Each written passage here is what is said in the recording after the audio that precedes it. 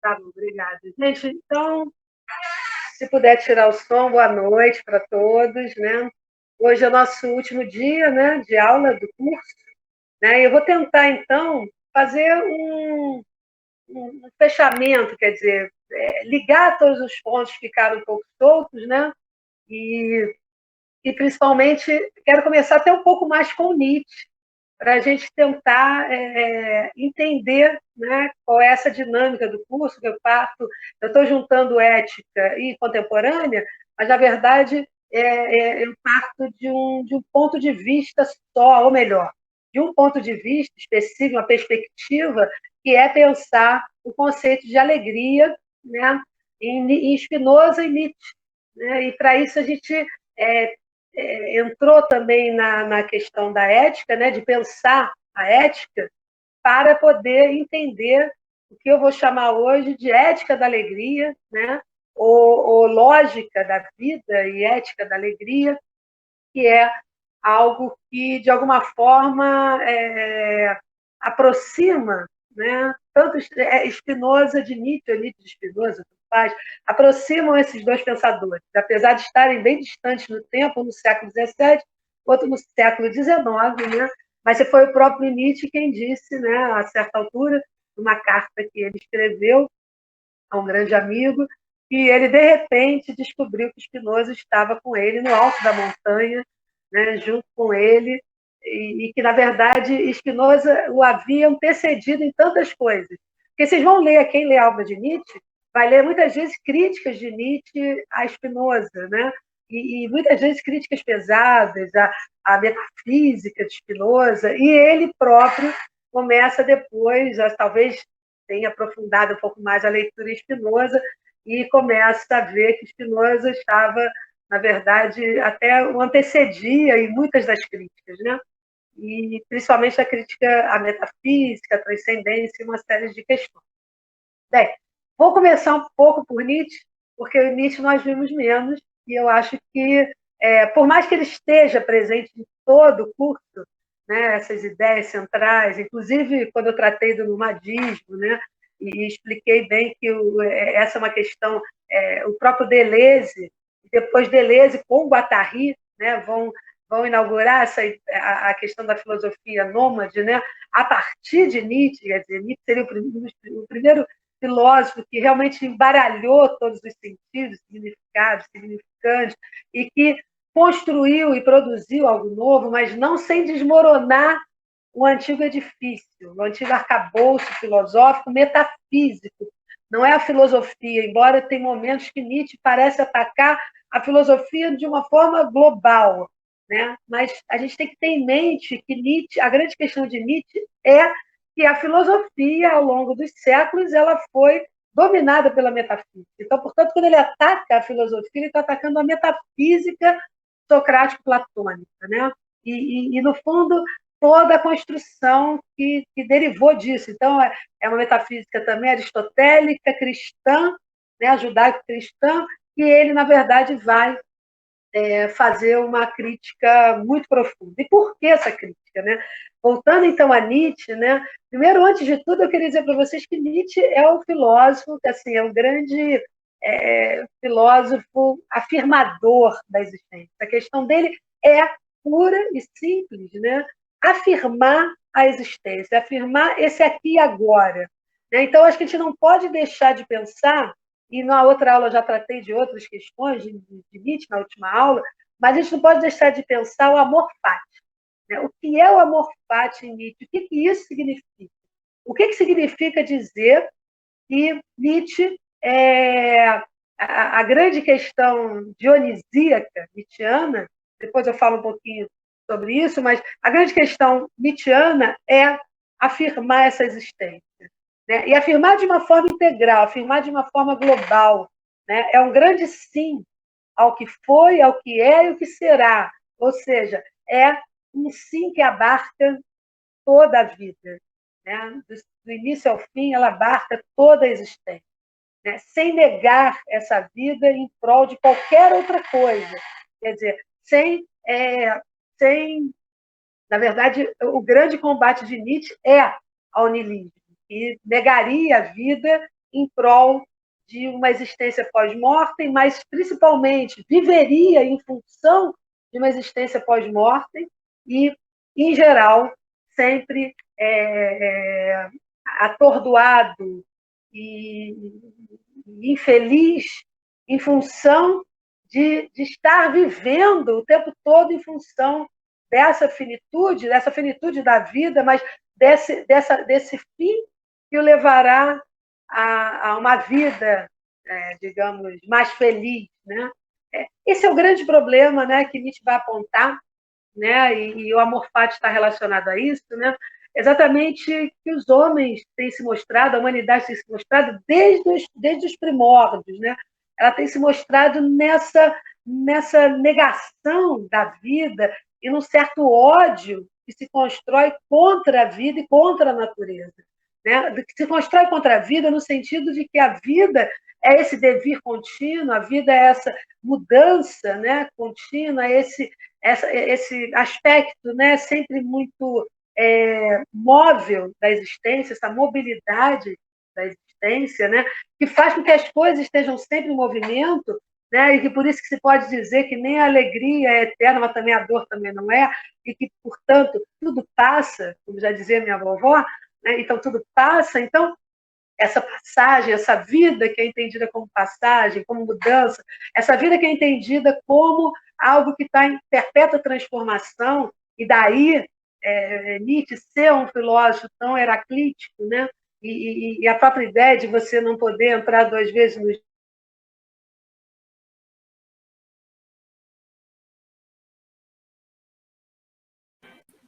estão passando, e nem você mesmo é o mesmo, né? Que está sempre em transformação, em mudança, e para nossa perspectiva, talvez no envelhecimento, uma mudança que leva ao envelhecimento. Mas a questão não é essa, a questão é essa contínua transformação, essa contínua passagem, né?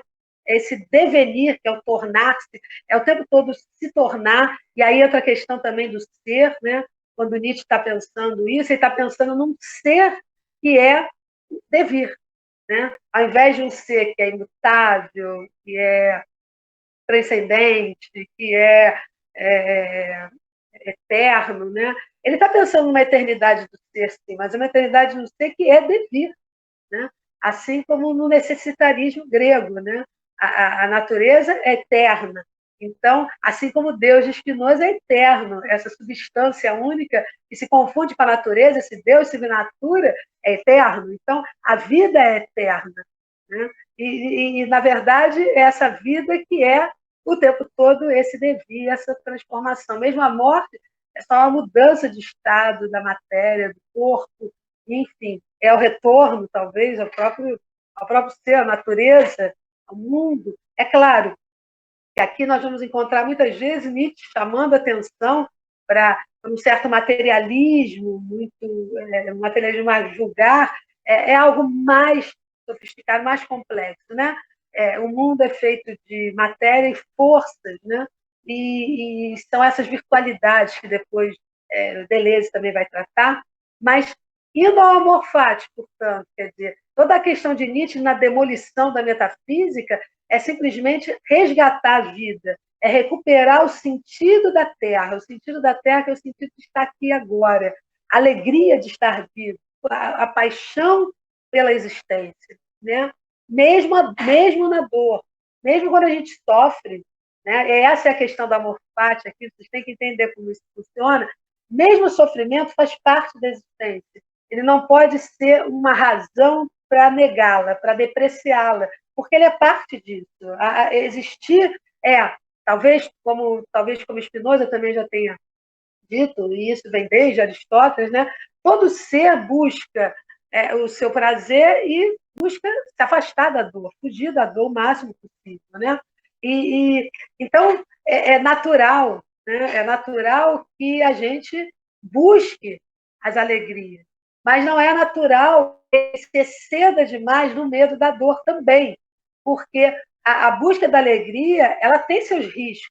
A busca de viver intensamente, de viver de verdade, de viver com potência, ela tem o risco. né? As relações, elas se estabelecem e elas têm, às vezes, uma duração, e elas causam algum tipo de sofrimento ao findar delas, porque a gente não consegue suportar muito esses devires, né? Essas mudanças. Uma das coisas que talvez que o homem tenha mais perdido é isso que, pensando dentro desse nomadismo, né? Essa ideia do nomadismo, do pensamento, o que mais o homem perdeu se sedentarizando foi exatamente a capacidade de lidar com a mudança, com as coisas que vão mudar, que vão causar sofrimento. Primeiro, já causa sofrimento porque, digamos, incluem perdas, por exemplo, perdas afetivas, perdas que amamos, né?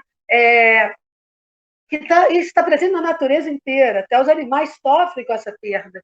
Só que eles vivem mais digamos, imersos, né?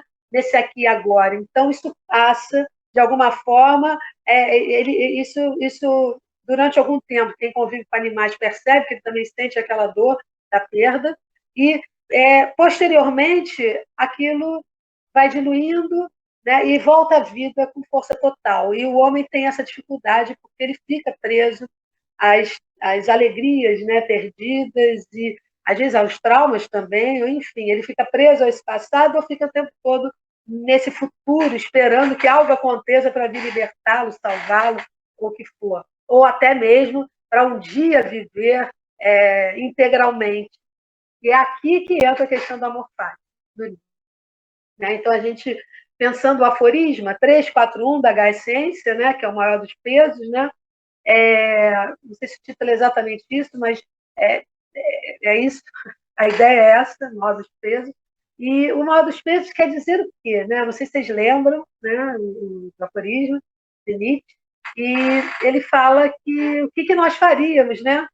Se de repente chegasse até nós um demônio, lembrando que o termo demônio não usado no sentido cristão, mas no sentido grego, mas de qualquer maneira esse demônio que chegasse a nós nos dissesse que tudo que nós vivemos até agora, até aqui, nós vamos repetir, né?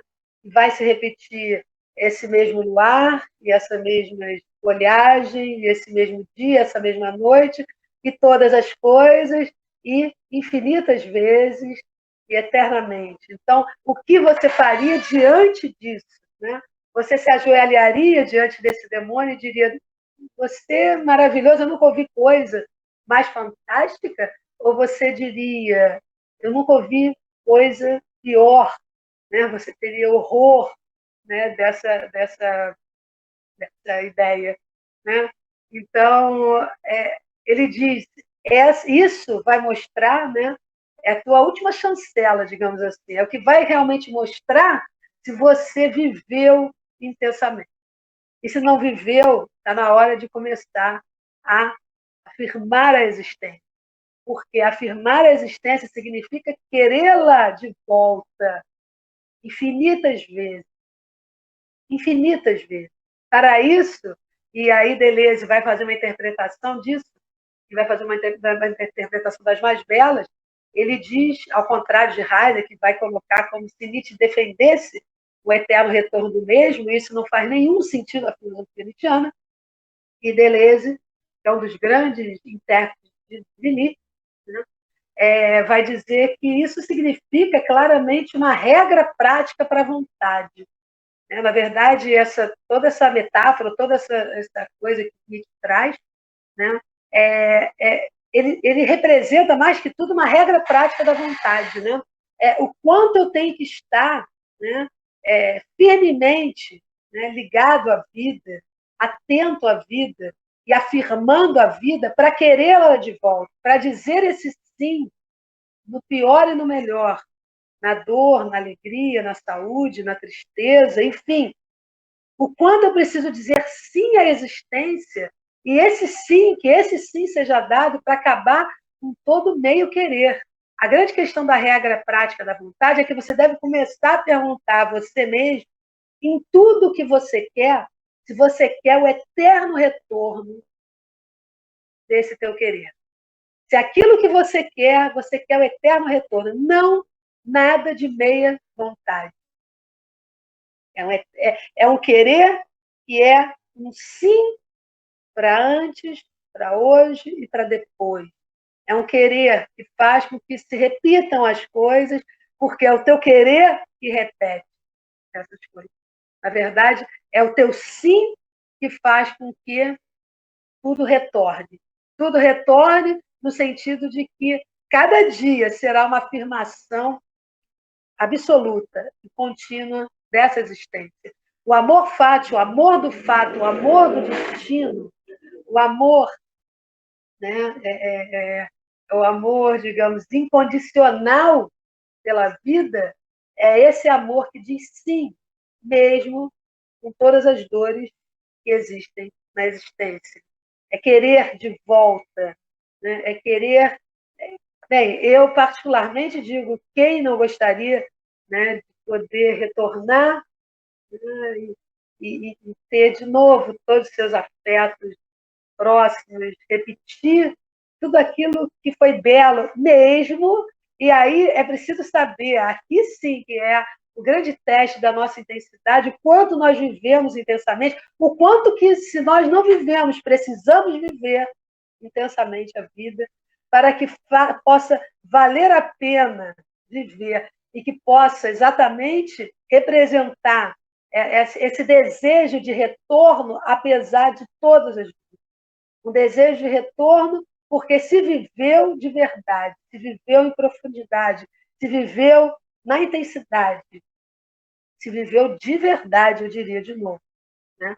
Não se viveu só nas máscaras sociais e com medo da vida e sempre os subterfúgios, mas viveu e afirmou até o fim essa existência. Esse grande sonho que é o único que se pode ter de olhos abertos, por mais dores e sofrimentos que nós temos, que nós podemos ter nessa vida, né? Um grande presente, é uma grande, enfim. Os que são apaixonados pela vida, que é muito interessante falar, porque é claro que nós vamos nos deparar com alguns filósofos, como o Sr. Han, por exemplo, que diz que viver e morrer é a mesma coisa, estar vivo e estar morto é basicamente a mesma coisa. E eu não poderia explicar tanto o que isso quer dizer, né? Mas, evidentemente, o Sr. Han não tem, não é exatamente um filósofo que tenha grande apreço pela existência, embora seja um filósofo muito lúcido, né? E com uma perspectiva talvez um pouco pesada e pessimista, como Schopenhauer também, com relação à humanidade, com relação à vida, mas, ao mesmo tempo, talvez fazendo um contraponto disso, Nietzsche representa exatamente a perspectiva dessa alegria de viver recuperada. Quer dizer, esse homem dionisíaco nietzschiano, que eu queria ter dado na outra aula, falado um pouco, vou tentar falar um pouquinho. Esse homem dionisíaco nietzschiano é esse grande sim para a existência, é aquele que é, é, consegue escapar, portanto, desse ressentimento, dessa má consciência, desse ódio da existência, desse niilismo profundo que tanto faz a vida, viver, morrer, e que a vida não tem sentido. Enfim, tudo isso que nós vamos ver, inclusive, nascer muito fortemente depois de Nietzsche. Né? Nietzsche acreditava que ele mesmo, né, com toda a crítica da razão, né, não essa crítica que se faz hoje à razão, mas a crítica nietzschiana profunda da razão.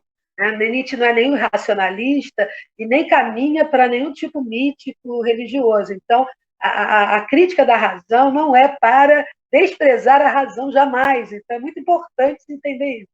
Tá? Então, essa questão nietzschiana, né, é fundamental dessa crítica, né, da razão, da metafísica, do eu, todas essas críticas que vêm em Nietzsche, né, que o século XX reforçou, mas até levou para outros lados. Quando Nietzsche diz que o século XX seria o século nihilista, ele tinha toda a certeza. Então, o século seguinte seria possivelmente um dos séculos mais nihilistas. Né? E eu posso dizer que há no próprio existencialismo francês, que não pode ser pensado fora da esteira nietzschiana, ou fora da esteira também heideggeriana, e por ser mais também da esteira heideggeriana, né, é que ele acaba sendo mais niilista do que Nietzsche. Né? Só Camus que tem o espírito realmente mais nietzschiano. Né? Sartre e os outros existencialistas têm uma, digamos assim, a força maior é heideggeriana, eu diria. Né? E nesse aspecto, né, esse olhar para o mundo é um olhar essa ideia do absurdo, que o próprio Camus também, né, também endossa, que o próprio Camus também trabalha com ela, né, é diferente como o Camus vai trabalhar, porque esse absurdo, esse pensar a vida como absurdo, pensar na falta de sentido da vida, né, que a vida não teria um sentido, seria absolutamente, provavelmente, criticado por Nietzsche o desdobramento disso, né? Porque para Nietzsche o sentido de viver é viver, mais do que qualquer coisa, não é buscar um sentido extra, fora do mundo, fora da própria vida, para que ela justifique a vida. O próprio viver já é a própria justificativa da vida, é o próprio ato de ser esse esteta da vida, de poder construir a própria existência, né, de poder, de alguma forma, se esculpir nessa existência, é que que dá sentido, o maior sentido possível à vida. Quer dizer, o existir já é um sentido à vida, existindo ou não, forças metafísicas extras, né? Deuses, o Deus, o que seja. Não é essa a questão para Nietzsche, a questão para Nietzsche é como fazer valer essa vida, como tornar essa vida poderosa. Como tornar essa vida poderosa não significa como usufruir dos outros, significa como me potencializar, como me tornar senhor de mim mesmo, como ser o esteta da minha própria existência. Isso é uma questão que Foucault vai trabalhar na estética da existência. O último Foucault, né? Quando Foucault já está mais no final da vida, já trabalhando com a história da sexualidade, quer dizer, é essa questão que ele vai ver desde os gregos e que Nietzsche é muito reforçado em Nietzsche, ser o esteta de si mesmo. Né? Então, onde Nietzsche e Spinoza se encontram aqui? Né? Nietzsche e Spinoza se encontram, mais do que tudo, que ambos buscam exatamente como libertar o homem, como atingir a liberdade dentro do mundo que o tempo todo, na verdade, o mundo é esse aprisionamento, esse mundo humano, como eu já falei em outras aulas para vocês, exatamente o humano já é uma forma, né, de aprisionar a vida, de conter a vida, de impedir os movimentos da vida e como libertar essa vida, como libertar também, a partir da libertação do homem, libertar o próprio homem e talvez todos os seres desse planeta que são escravos, submetidos à nossa espécie, né? Nós temos o Deleuze vai dizer que essa vontade, a ideia da vontade de poder, ela só se torna, a vontade de potência, só se torna a vontade de poder, no sentido de submissão, no mundo niilista. Porque no mundo nietzschiano, no mundo da afirmação da vida, a vontade de potência é pura e simplesmente a força vital que quer se potencializar, que quer atingir o seu máximo. É esse ser que quer atingir o seu máximo, quer atingir todas as suas potencialidades. Isso é a vontade potente. Isso é a afirmação da vida. Isso é o amor fati. É se tornar aquilo que se é, como diz Nietzsche. Como se tornar aquilo que se é. Né? Como chegar ao máximo da minha própria potência. Então, a grande questão é comigo, de mim comigo mesma, e não com o outro, e não no massacre do outro ou no contraponto do outro, ser melhor ou pior do que o outro. É uma questão de singularidade. Se a gente perde a noção da singularidade, a gente perde a noção da vida. Todo ser é singular. Por mais que se pense até mesmo nos seres, nos animais, você vai pensar como espécie, nós também somos pensados como espécie. Mas cada um, é único e substituível. Cada um, seja um animal, seja humano. E cada um de nós, se abre mão dessa singularidade, está abrindo mão exatamente daquilo que é.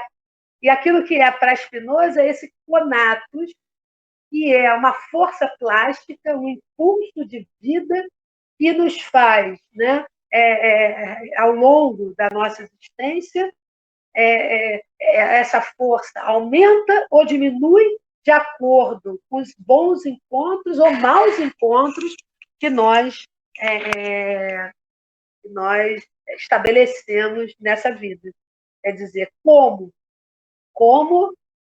a grande preocupação, aqui entrando na ética, então, espinosista, para a gente tentar fechar um pouco essas questões, né?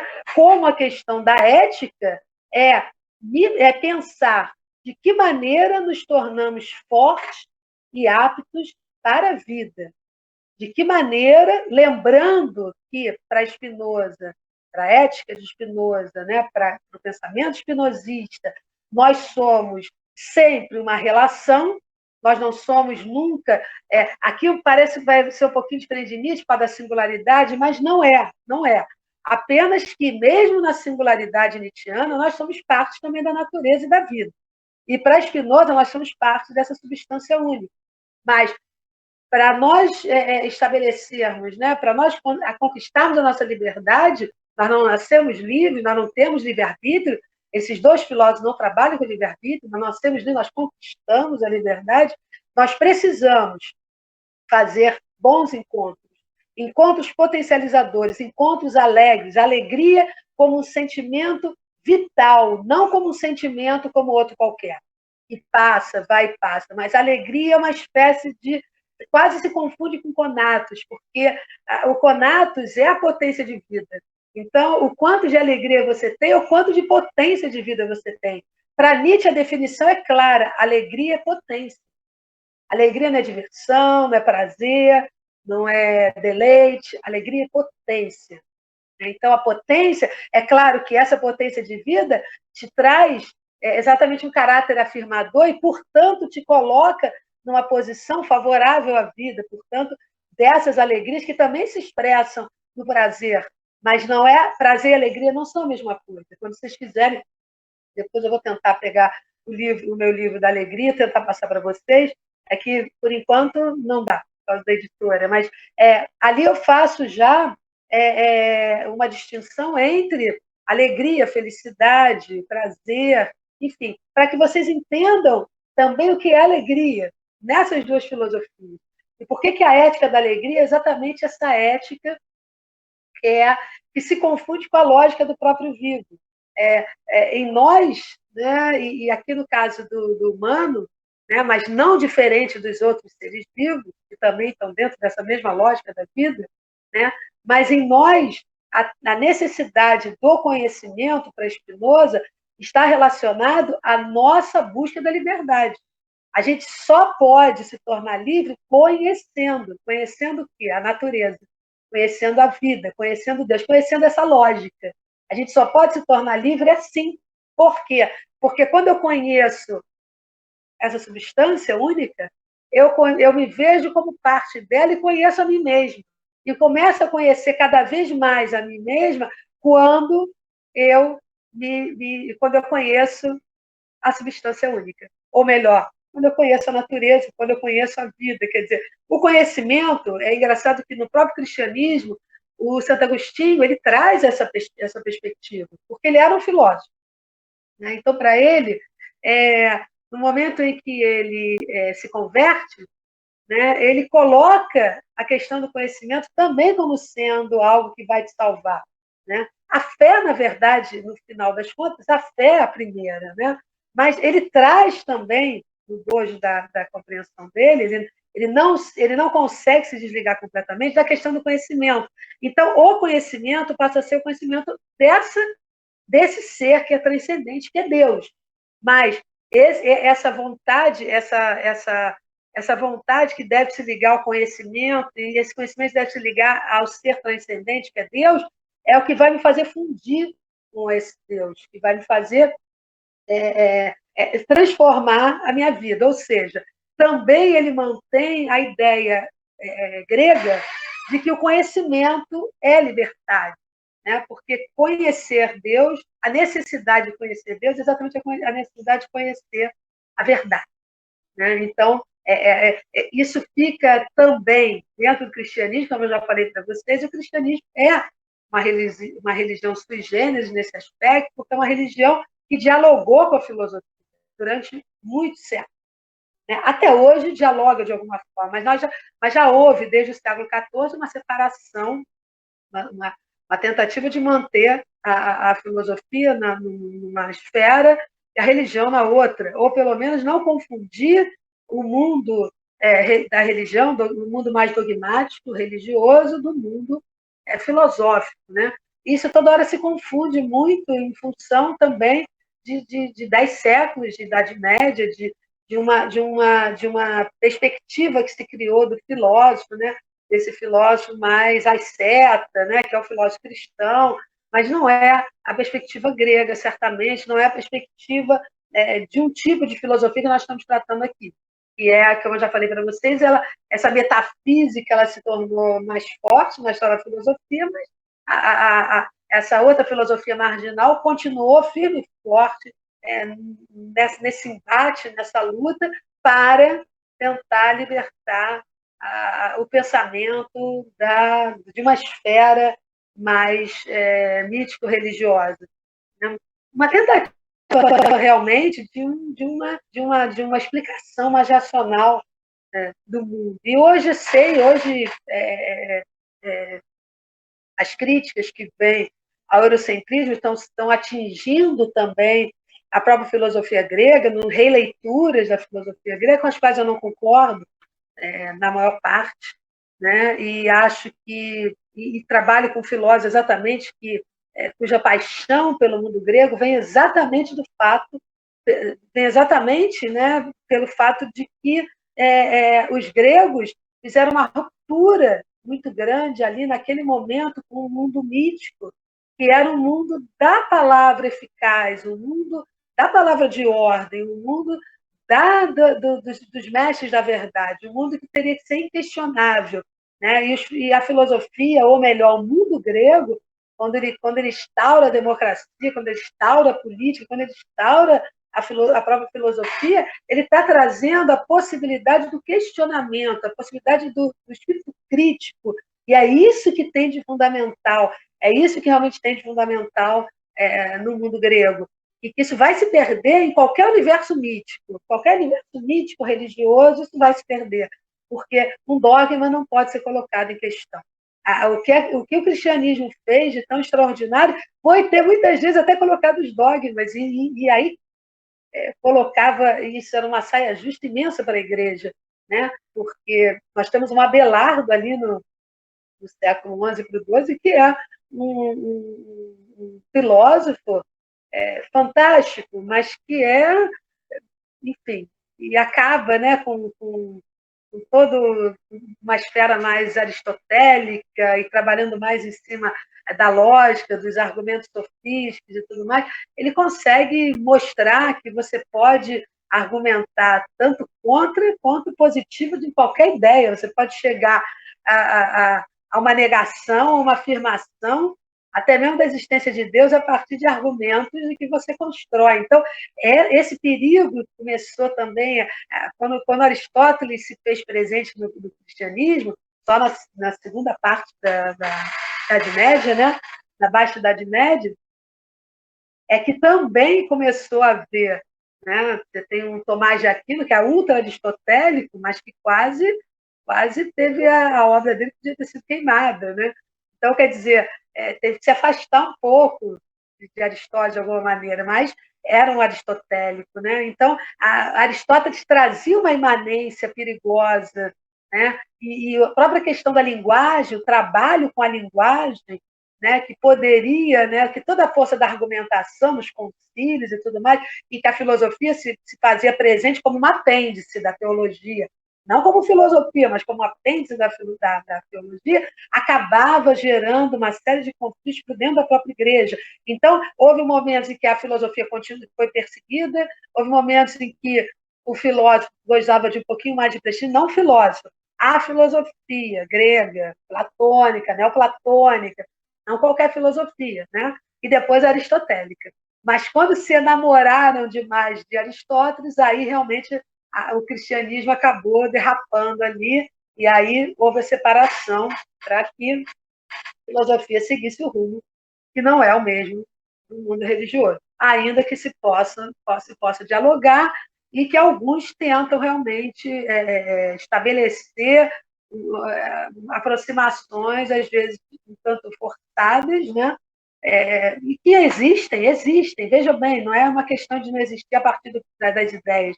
O que não dá para estabelecer é a mesma, é o que está no cerne do pensamento mais religioso e que está no cerne da filosofia. São duas coisas, são dois mundos muito distintos. Um é mais apaziguador e o outro é mais realmente mais crítico, né? E não leva exatamente ao apaziguamento, leva a uma busca contínua. O mundo da filosofia é um mundo de busca contínua, né? Então, lembrando aqui de Diógenes Laércio, né? O grande Diógenes Laércio, o grande doxógrafo dos filósofos antigos, né? Ele diz que, ele tem uma frase fantástica, ele diz que o ceticismo é a sombra da filosofia.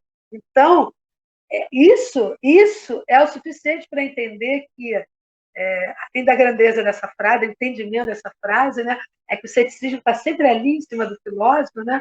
Ou seja, o amigo da sabedoria não é o mestre da verdade. Se ele se estabelece como mestre da verdade, ele já perdeu, ele já se dogmatizou, digamos assim. Então, se ele já achou a verdade, então agora ele já cria ele cria ali uma religião, porque na verdade a filosofia vai estar, não é que ela não vai ter portos seguros, mas ela vai precisar sempre estar o espírito dela vivo e crítico. Né? Esse espírito crítico tem que estar vivo, eu diria, tem que estar vivo para que ela não seja tragada pelos movimentos do nosso mundo humano, né? E, portanto, ela tem que sempre colocando em juízo até as próprias afirmações, a partir das novas ideias que vão se somando, que vão sendo trazidas. Essa reflexão é contínua, esse ruminar é contínuo para a criação. Né? A criação, esse filósofo artista que me fala, é exatamente esse filósofo que vai ruminar para criar, para criar. Ele vai sair dessa esfera só de repetição para criar e até mesmo se criar, se produzir. Né? Gente, eu vou abrir um pouquinho para vocês fazerem perguntas, né? Acho que eu expus bastante coisas, se quiserem perguntar. Professor, eu quero perguntar. Eu acho muito bacana quando a senhora fala da alegria em Nietzsche. E a senhora fala que essa alegria não é essa alegria infantil. A senhora teria uma palavra mais clara? Essa alegria seria, deixa eu ver se eu entendi, seria encarar a vida como ela é, independe do que for, com sofrimento, com dor, e sempre aquela perspectiva da morte, que nunca mais eu vou existir.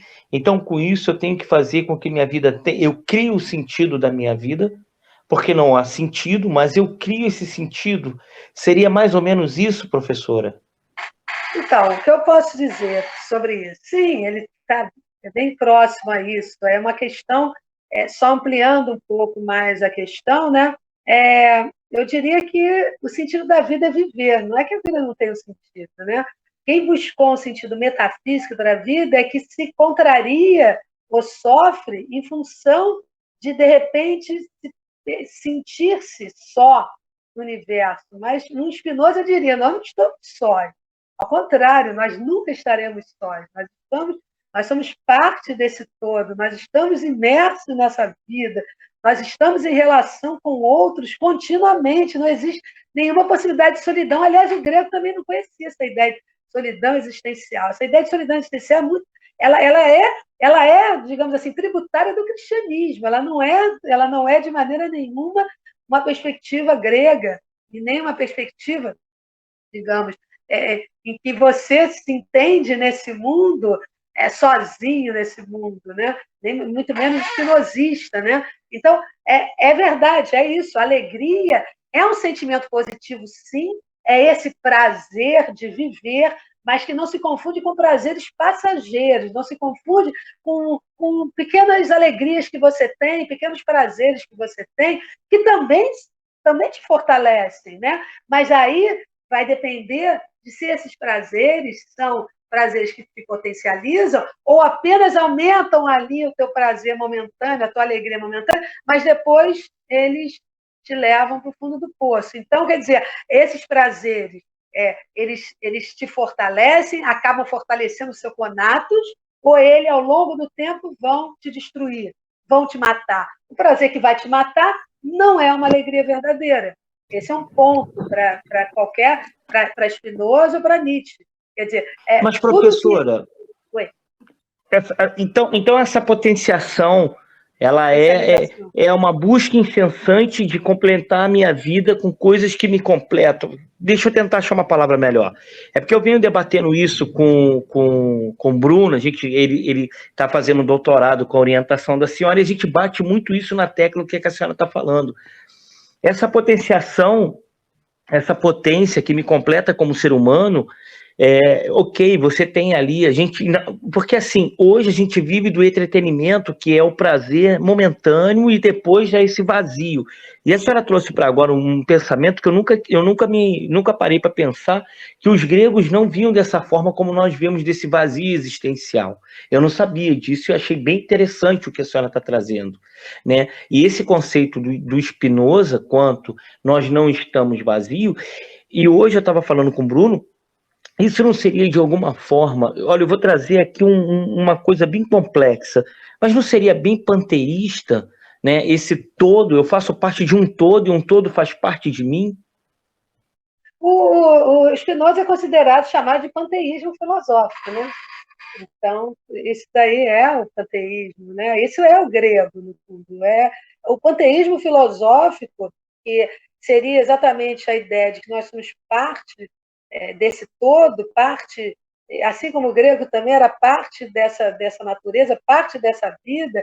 A natureza está cheia de deuses, né? Como diziam os pré-socráticos, ou seja, nós somos parte desse mundo, e em Spinoza nós somos, inclusive, estamos nessa esfera, né, divina, né? Nós somos essa esfera. Essa esfera tem que entender, evidentemente, esse divino, esse Deus, não do ponto de vista metafísico. É difícil trabalhar essa ideia, mas é importante trabalhar que esse Deus espinosista se confunde com todo, com essa matéria. Não há uma distinção entre uma coisa abstrata e uma vida concreta, uma vida material, que a matéria não tem menor valor, como era na metafísica socrático-platônica. Não, a matéria é parte do mundo, é parte de tudo que... Nós somos parte desse mundo que é substância, que é matéria, que é vida, que é fluxo, que é tudo isso, né? Então, a afirmação, o amor fati, a alegria está associada a essa afirmação da existência.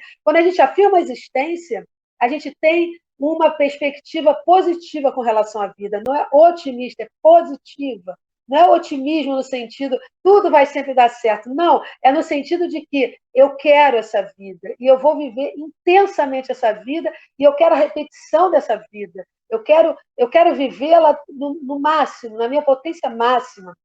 Né? A potência, essa alegria, exatamente poder estar inteiro em tudo. O homem nunca está inteiro em nada. Ele está o tempo todo no futuro, o tempo todo no passado, o tempo todo no futuro, o tempo todo no passado. Ou está aqui pensando daqui a pouco, ou está aqui pensando no que já viveu, ou está aqui... Ele não consegue estar inteiro. A grande questão de Nietzsche é que ele vai dizer que o animal é superior ao homem nisso, muito superior, né? E nós temos inveja do animal por isso, é porque ele está inteiro na existência, ele vive a existência inteiro no presente, ele não sofre demais com o que passou, ele pode até sentir coisas, falta, a gente não vive com animal, repito, a gente sabe disso, mas ele está inteiro nesse aqui e agora. O que falta ao homem, o que o homem perdeu nesse salto da natureza, indo para essa atmosfera metafísica, ele perdeu exatamente o que Nietzsche chama de a sua saudável razão natural. A sua saudável razão natural, essa razão animal, quase que é esse ser que está imerso na vida, vivendo intensamente cada momento dele, sentindo, sorvendo todo esse momento. Essa é a intensidade da vida que faz com que ela se repita. Não é se repita só, se ela vai se repetir inteira, se repita a cada dia, a cada presente que eu repito, que eu quero, que eu desejo que retorne, porque eu desejo e eu quero. Esse querer é um querer inteiro, é um querer, é um meio querer. Eu quero, mas não sei, sei, não sei, quero e não quero. Eu quero e não quero, para Nietzsche, não que o homem deixe de ser complexo, não é isso, mas aquilo que ele quer, e ele tem que começar a se perguntar se ele quer infinitas vezes. Isso é o amor fati. Se ele quer se ele quer a repetição infinita desse, daquilo que ele deseja. Tem que ser um desejo forte para que possa se repetir. Tem que ser um desejo profundo. E a alegria é isso, é essa afirmação. A alegria é o sentimento afirmativo diante da vida. Essa é a alegria. Não significa o otimismo, que é uma ideia de que tudo sempre caminha para o melhor, tudo sempre vai para o melhor.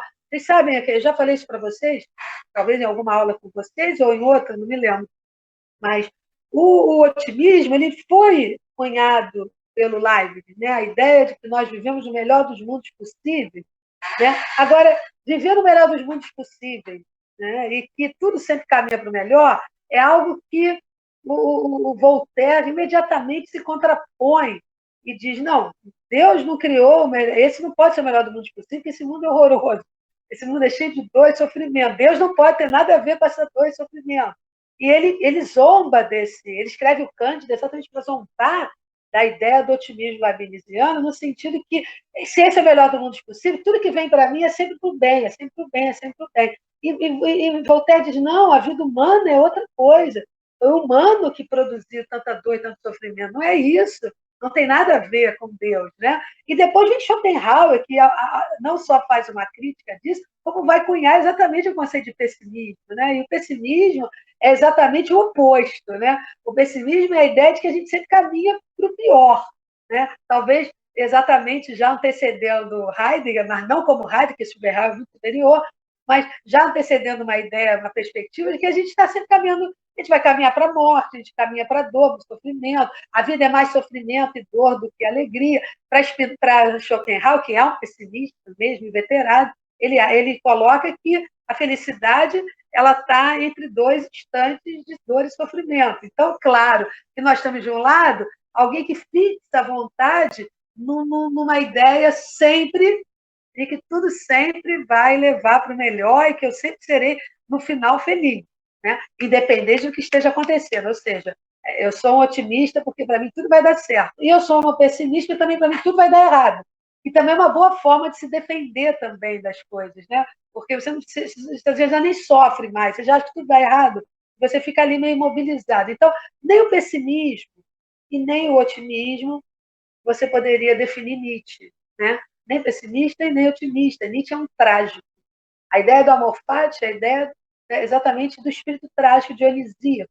É o espírito que vai dizer sim, como ele vai falar desses gregos trágicos, vai dizer sim à existência, em tudo e por tudo, no melhor e no pior. Né? Vai sofrer com a mesma dignidade que vai ser feliz. Né? Vai buscar, evidentemente, ninguém quer sofrer, muito menos Nietzsche. Mesmo quando Nietzsche diz que você atinge, né, pela dor algumas delícias, não é nesse sentido que se possa imaginar, ele não é nenhum. Ele não é nenhum sádico, não, nenhum masoquista, né, que gosta de sofrer. Nietzsche sofreu muito, inclusive. Né, e só conseguia retornar à escrita quando melhorava essas dores, né, esse sofrimento. Né? Então, não é gostar de sofrer, é simplesmente afirmar até mesmo isso, porque até mesmo a dor que ele sentia lhe servia para o conhecimento, lhe servia para o engrandecimento do próprio pensamento, que ele se dizia, enquanto ele estava doente, ele conseguia ter uma perspectiva que ele não tinha na saúde. Ele diz no Etiomo que ele acabou, né, nesse vai e vem da própria saúde, né, ele acabou experimentando o que está nesse grau tão frágil da doença, que nos torna nihilistas. Né? E como ele combatia isso, exatamente buscando essa potencialização de novo. Nós temos que buscar a potência, porque enquanto nos fortalecemos, é que nos fortalecemos para a vida e enfrentamos o niilismo. A vida tem sentido, sim. O sentido da vida é a própria vida. E viver é um grande prazer. Olá? Oi, oi. O que aconteceu? Oi, vocês estão me ouvindo? Estamos Mas ouvindo, caiu aqui, professora. caiu completamente tudo. Sim, Eu estou estou ouvindo. Não, não caiu nada não, professora. Impressões da senhora. Não, eu estava vendo as coisas, agora não vejo nada, está tudo escuro. Vocês estão me vendo? Vocês continuam me vendo? Sim, sim. Sim. Mas eu não estou vendo nada. Sim, Mas tudo bem, continuamos. de qualquer maneira, estou tentando ver se eu volto aqui. Ué, se ela sai e volta rapidinho que normaliza, ué. Pois é, mas eu não consigo sair. É como se o meu celular fosse trancado, fechado, está preto lá. Não consigo mexer em nada aqui. Deixa eu ver. O que pode estar acontecendo, gente? Que loucura. Peraí, eu acho que eu vou conseguir agora. Acho que eu vou conseguir. Peraí, agora eu vou conseguir. Mas é como se tivessem fechado a minha câmera. Olha só, eu vou tentar sair e voltar Sim, do mesmo senhora. endereço, tá? Então até já. Tá, professora.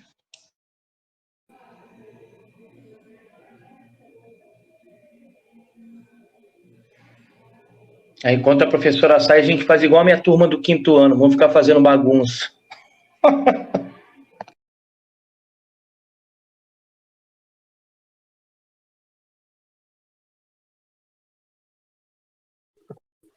Ah, travou aqui. Eu sou professor de ciências no ensino fundamental e professor de biologia no médio. É Anderson. Tu estava falando comigo ontem, lá no grupo, tu falou, eu conheço a tua voz. Eu falei, sim, tu me conhece.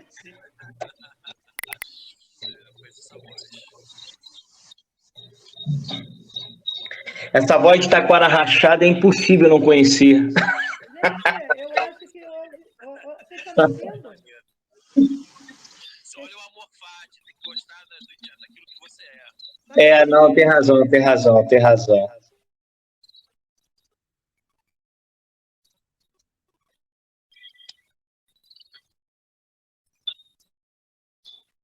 Gente, quem puder vai amanhã, hein? Quem puder, quem não puder, quem não quiser ir, apoia no WhatsApp, colocando no status, no Facebook, mas apoiem amanhã a luta, tá?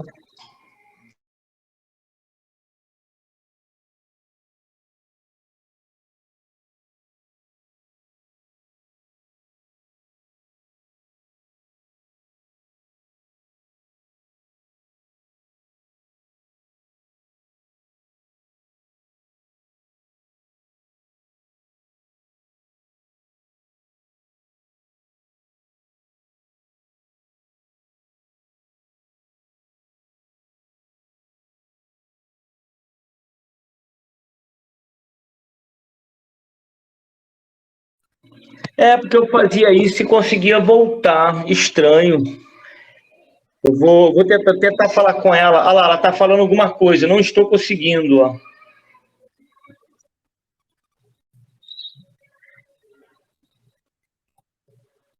Falar com ela pra gente, de repente, sair todo mundo e ela abre e todo mundo volta.